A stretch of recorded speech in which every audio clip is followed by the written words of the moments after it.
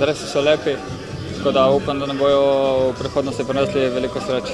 Zelo dobro se počutim, tako da barve so lepe in kot sem že prej rekel, upam, da bomo s temi novimi dresi osvajali še večje zmage, kot smo v prejšnjih.